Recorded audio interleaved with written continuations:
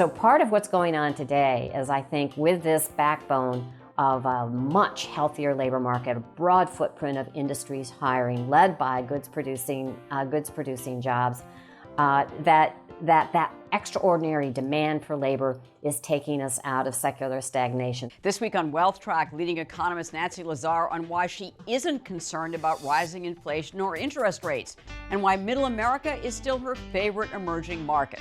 She's next on Consuelo Mack Wealth Track. Funding provided by ClearBridge Investments, Morgan Le Fay Dreams Foundation, First Eagle Investment Management, Royce Investment Partners, Matthews Asia, and Strategas Asset Management. Hello and welcome to this edition of Wealth Track. I'm Consuelo Mack. Worried about interest rates? What about inflation? How about America's economic standing in the world? We'll be prepared to question all of the negative assumptions that you've been hearing and listen to some other data that shines a different light on the outlook. Our guest is a highly respected economist who is no Pollyanna. She is just a top economist who looks at data many others miss. Nancy Lazare is partner and chief economist of Cornerstone Macro, a leading independent macro research and policy firm she co-founded in 2013. Lazare has been an institutional investor-ranked economist since 2001, placing in the top 2 the past 9 years and named number 1 in 2015. She has also been on Barron's 100 Most Influential Women in U.S. Finance list in 2020 and 2021. Well, what are most other Wall Street economists missing that Lazare and her team are seeing? As her recent 2022 Outlook put it, it all starts with CapEx. For non-economists, that means spending on long-lasting goods and services like plants, equipment, and software. As the report continues, the cyclical and secular stars are aligned for a renewed U.S. CapEx cycle this expansion, which will likely drive U.S. real GDP growth for the first time in over 40 years. And CapEx will drive this cycle, once and for all, putting an end to the secular stagnation narrative. Lazare and her team are also challenging the assumptions that higher inflation is here to stay, that interest rates have to go higher, and that emerging markets will be the driver of global growth post-pandemic. No, no, and no. I began our conversation with the capital spending question. In a traditionally consumer-driven economy, why is capital spending going to play such an outsized role? We are very focused on U.S. capital spending, and I want to emphasize U.S. domestic capital spending. I'm not talking about companies investing in China or in Mexico. I'm talking about companies investing here in the United States. And it's from building new factories, it's building new warehouses, it's reinvesting in the production facilities you already have. It can be green investment. But capital spending in general has a unique characteristic. It obviously creates goods-producing jobs, manufacturing jobs, and construction jobs. Those are very, very special jobs in that from there you actually have job multipliers. Other jobs are created as a result of that investment and those jobs in other goods-producing sectors, suppliers to the manufacturers, but also the service sector. The job multiplier, in my lingo, is very large in the goods producing sector. You get more than one job for every job that you create. And we lost that when we shifted production over to China. Capital spending deteriorated. The breadth of industries hiring in this country deteriorated. The labor force participation, the number of people in the labor force participation deteriorated. And that created secular stagnation in our view. Tell us about the dynamics that are occurring and really what's changed as far as the capital spending having such a big impact in the U.S. So it started actually a decade ago, it's been unfolding. Back in 2010, China decided it had enough investment. Capital spending to China's GDP was getting extremely elevated, approaching almost 40% of GDP. That's too big, and China realized they needed to shift to the consumer. So our capital spending started to slow down in shifting over to China. In addition, China just wasn't, even back in 2010, a very attractive place to do investment. Costs had gone up, there was concerns about intellectual property, the supply chain, even 10 years ago, was not as efficient as it used to be. So you started to see more and more domestic capex here in the United States. And that began the growth in goods-producing jobs. Then you had the 2017-18 corporate tax rate cut, and that reinforced, quite frankly, domestic investment. And you had another major leg up in U.S. capital spending. Fast forward to where we are today, you've really had two events. One, you've had the COVID-related supply chain disruptions. We make it over there and need to ship it over here. It's taking an egregiously long period of time to do that and then to unload all of those boats. And therefore, the supply chain is incredibly disrupted. Prices go up as a result of that. Companies can't be as efficient as they otherwise would be. In addition, China is even a more egregious place to do business today than it was 10 years ago. And that certainly has come through very, very clear. They're clamping down regulations dramatically. They're basically anti many, many Western companies. And so there has increasingly been a growing view that the United States consumer is indeed the biggest consumer in the world. And if you sell it here, you increasingly make it here. And you avoid all of those disruptions. So it's not as if it was just due to COVID. It's actually been unfolding now for a decade. And COVID, for sure, has pulled it forward, accelerated it.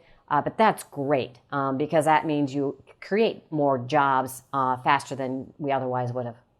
Nancy, what kinds of companies are investing in manufacturing and also in themselves? It's a wide variety, which is so key. You don't want it to be just one industry. From classic industrial companies like an Eaton, certainly the auto industry, foreign auto companies are continuing to expand in this country. Oh my goodness, technology companies, semiconductor companies are building new plant in the United States. Aerospace companies, chemical companies. We actually count the number of companies that are onshoring into the United States. I know you do, that are onshoring, right. So tell us kind of where we are in as far as the number of companies that have either announced plans to bring factories here or that have actually done it in the last couple of years. So from an onshoring perspective, I think we're up to about 250 here in 2021. We're not yet at the end of the year. Last year, we were 250 in total. So we're going to actually exceed that. We're still below the peaks we were prior to the COVID crisis. So we think there's more runway for that. We in no way think that this cycle is anywhere over. Capital spending cycles classically take roughly 30 years. And so we think we're at the early stage of this reinvestment into the country. It's not just onshoring. It's just not companies moving back to the United States. It's actually domestic companies expanding production in the United States. And that actually may be even a bigger story, but it further reinforces our conclusion, which is goods producing jobs are back, which is just fantastic for a healthier labor market. I can't get out of my head the fact that it's been drilled into all of us that this is a consumer-driven economy, that the consumer is 70% of the economy, and that manufacturing has been shrinking and has a much smaller impact. So the reason manufacturing is so important relative to consumer spending is, quite frankly, without capital spending, without manufacturing in this country, you have a weaker job market. If you have a weaker job market, you have weaker wages. And if you have weaker wages, you have weaker income. Therefore, the consumer doesn't have the wherewithal to spend. So actually, companies are the backbone of consumer spending. Manufacturing is the backbone of consumer spending, even though it's only about 13% of GDP versus, as you said, consumer spending is almost 70% of GDP. If you don't have the wherewithal for jobs, which is what manufacturing and capital spending create, the consumer is going to be very fragile. Let me ask you about the competitiveness of the U.S. And certainly one of the things that's happening now that is unusual is that workers' wages are going up after, years of declining or remaining flat. But what about the competitive aspect of higher wages in this country? First, I think there is a secular shift up in wages. Put differently, we were in secular stagnation. Wages were 2%. You were in a deteriorating trend from 2000 through 2010. You fell to 2, and then you stayed there for 5 or 6 years. We've never broken below 3% prior to 2010, and then stayed there for 5 years. That's the stagnation that I'm talking about. So part of what's Right. going on today is, I think, with this backbone of a much healthier labor market, a broad footprint of industries hiring, led by goods producing jobs, that extraordinary demand for labor is taking us out of secular stagnation. So first, what's happening is that. Second, cyclically, you have forces, I've obviously related still to COVID, where potentially because of the shutdowns, people concerned about going back to work because of COVID, there is incrementally less labor supply, and that short-term cyclically is creating this pop in wages, where we think as we go forward, those wage gains will moderate. I don't think we're going back to 2% again with this current backdrop. We might moderate something closer back down to 3 to 3.5%, say over the next 12 to 18 months. But what we're seeing right now is cyclical. But also, wages are only one part of the cost equation. Those other things we talked about earlier, transportation, shipping from China to the United States, regulatory backdrop in other countries, maybe companies move to Vietnam or even Mexico. Ease of doing business in those countries is not particularly easy. And so increasingly, again, if you given technology and innovation and productivity, cost of doing business, cost of manufacturing in the United States is increasingly becoming competitive. Not for some products, but for many products. One of the criticisms of many publicly traded companies is that, they've used their gains not to reinvest in themselves or in, plant and equipment and everything you're talking about, but that in fact that all they've been doing is buying back stocks. You're saying, in fact, that it is not the case. To be sure, some companies do buy back their stocks, but the magnitude of buybacks relative to CapEx is small. If you look at the right data, which is GDP Right. capital spending data, not S&P companies capital spending data, capital spending is 4 times bigger than stock buybacks. There's a small universe of companies, big companies, that are buying back stocks. It is the wrong conclusion that companies aren't reinvesting in their business. They are. Capital spending, I'll say it again, is 4 times bigger than the amount of stock buybacks. Nancy, it's really interesting. You've been keeping tabs on where companies are reinvesting in the United States. And they are states like Georgia and Michigan and Texas, Ohio, Kentucky, Oklahoma, North Carolina. So, and it's been happening since 2010. So are these states where we're going to see the most job growth? And do you think it's sustainable? It is the middle part of this country, and you see it in the unemployment rates. The unemployment rates in the middle part of the country are clearly below 5%, 4.5%, whereas unemployment rates on the coast, on the east and west coasts, on average are about 6.5%, with kind of New York and California anchoring them at over 7%. And that's because that's where the goods-producing jobs used to be and still are. And so companies are going Right. back to the middle part of the United States. You see it in the data. And I'll say it again. I've said it for many years. Middle America is my favorite emerging market.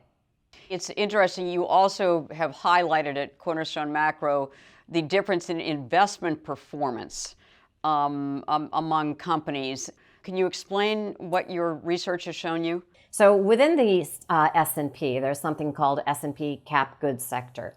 We pull it apart. We pull it apart and scan for companies that have high U.S. sales, say roughly 90% of their sales in the United States. And then we look at those companies relative to companies that, say, have low U.S. sales, the bulk of their sales outside of the United States. And for a decade, those companies have been outperforming those companies with low U.S. sales, and they've actually also not as strongly, but they've also been outperforming the overall market. Wow. I mean, again, this is one of those stories that is unknown, for most of us.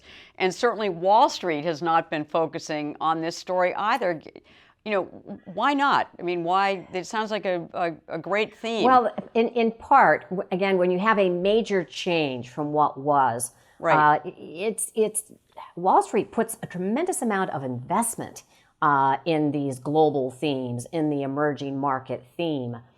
They have a lot of their own investment in those countries, and it's very difficult to change quickly. I started in the business in the early 1980s, and we shifted from high inflation to low inflation. That was a very controversial call at the time. It was not all clear that was going to happen. I was very lucky. I happened to work with a group of people who caught the change very quickly and was a smaller firm. And so I think part of it is just legacy issues for a lot of Wall Street companies. The emerging market theme is 30 years old. It's long in the tooth. Yes, it is. And investment cycles, as I mentioned, are classically 30 years. It's kind of a classic economic time for this investment theme to be changing. But Wall Street has too much investment.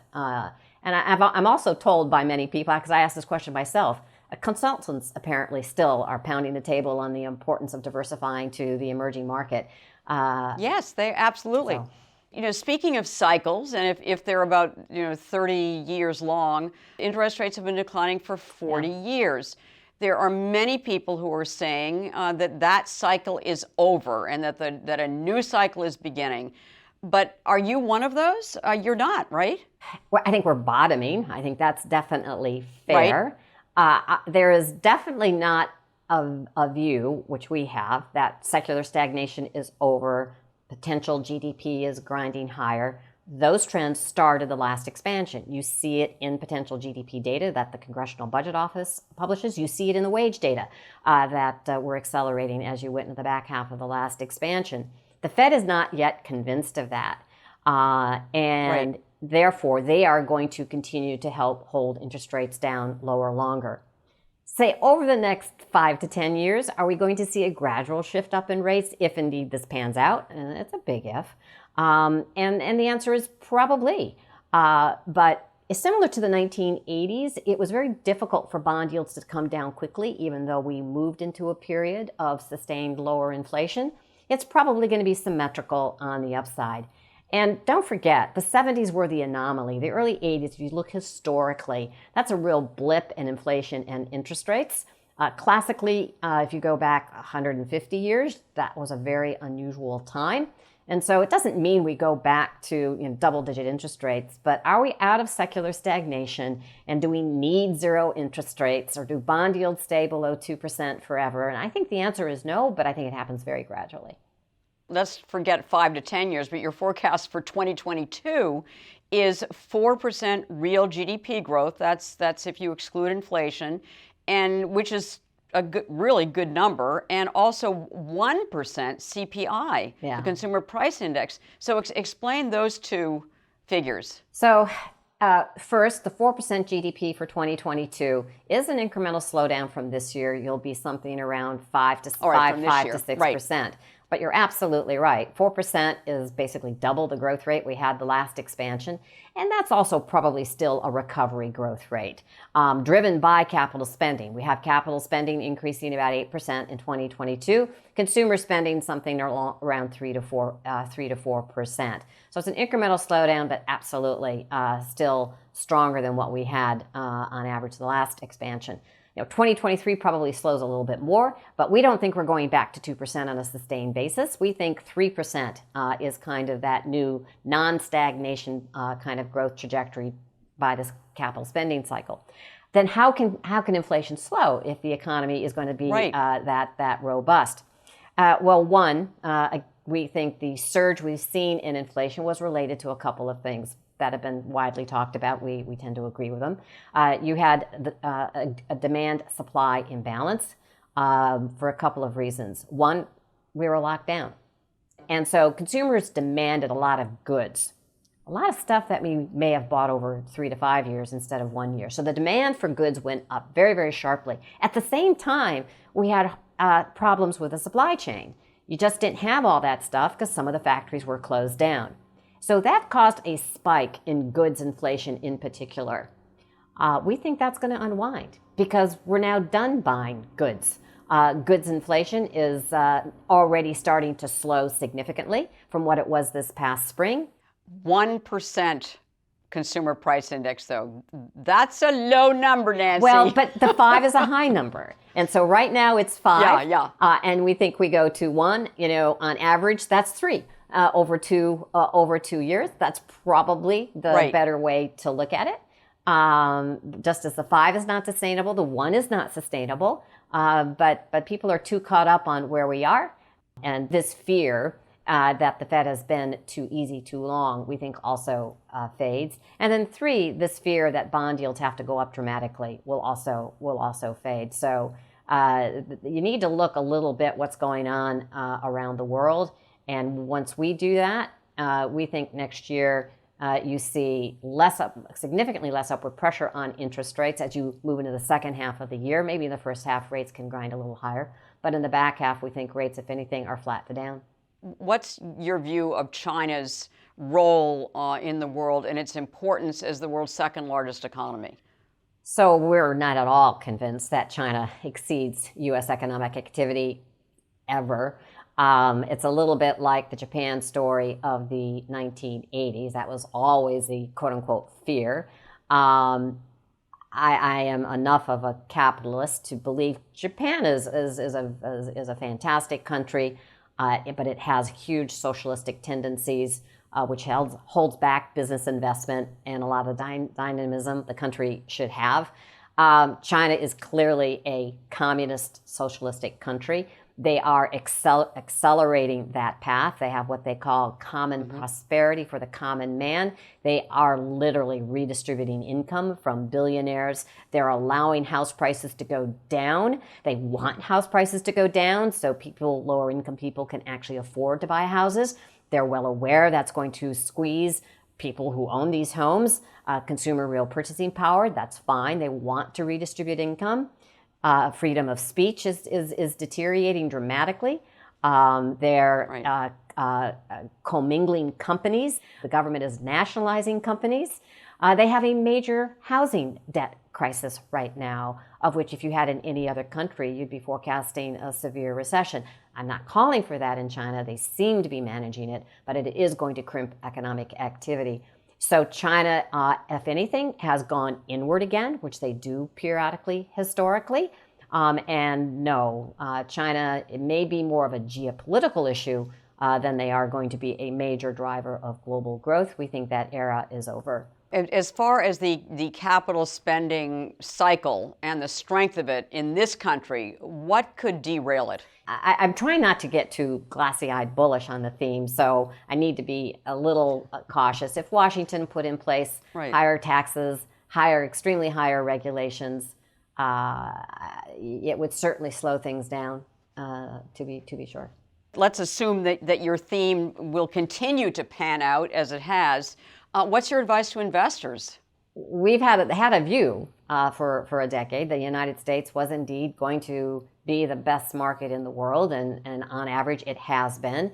There's a view that it's because we have all the great technology companies. I think it's broader than that. It's not just technology companies. It's these other new drivers of growth. We have more classic capital good companies that have also been contributing to that. So staying focused, to be sure, on U.S.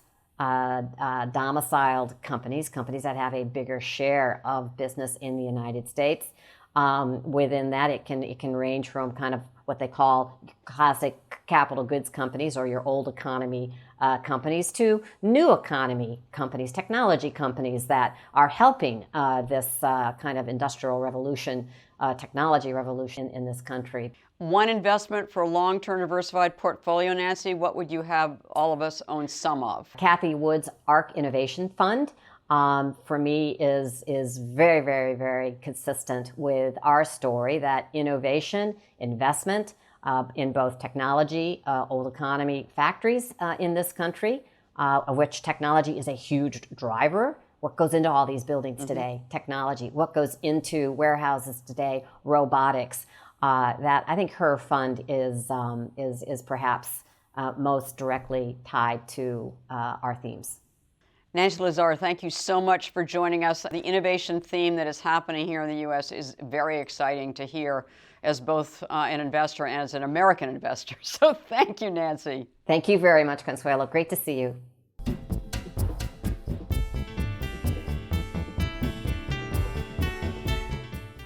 At the close of every Wealth Track, we try to give you one suggestion to help you build and protect your wealth over the long term.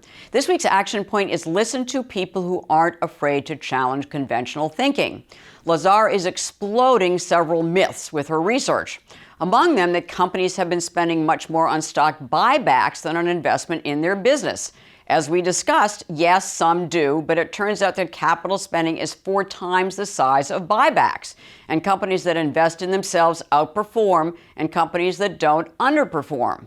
Another myth, China is destined to become the world's economic powerhouse.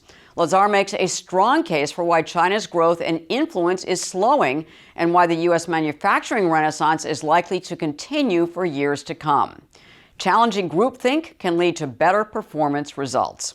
Next week, leading growth fund manager Margaret Vetrano explains her unconventional decision to dramatically cut back some of her winning FANG holdings. In this week's extra feature, Lazar gives us her perspective on challenging conventional economic wisdom. To keep up with Wealth Track guests, we invite you to follow us on Facebook, Twitter, and our YouTube channel. Thank you for spending time with us. Have a superb weekend and make the week ahead a healthy, profitable, and productive one.